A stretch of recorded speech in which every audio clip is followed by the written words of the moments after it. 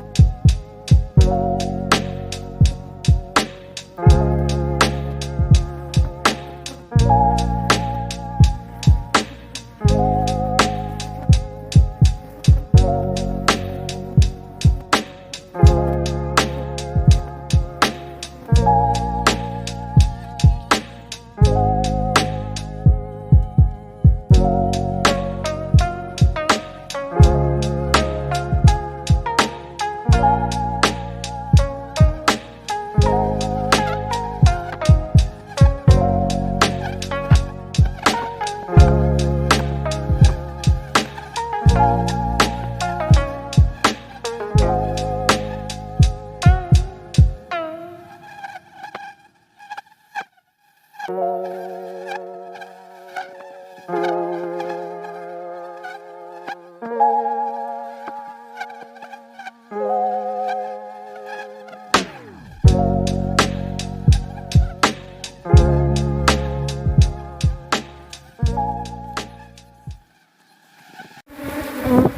então, nesses 5 quadros, a gente tem a cera, que é o que elas vão estar puxando aí com o tempo. Cria fechada, para estar desenvolvendo novas abelhas. Crias abertas, para a gente estar gerando uma nova rainha. Aqui tá meio misturado com zangão, cria fechada e cria aberta. Isso já garante mais a qualidade, certo? E a recuperação do enxame. E aqui por último o alimento, um quadro só de mel.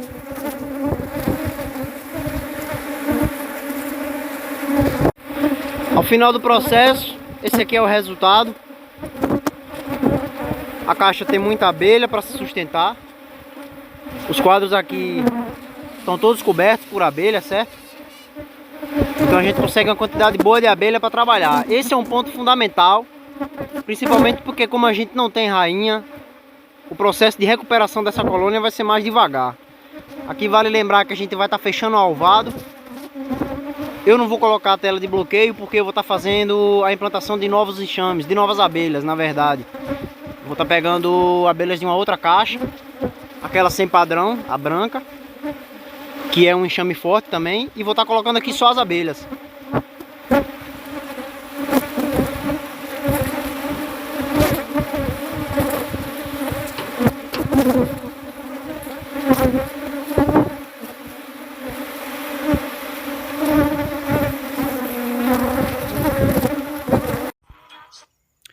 Então é isso.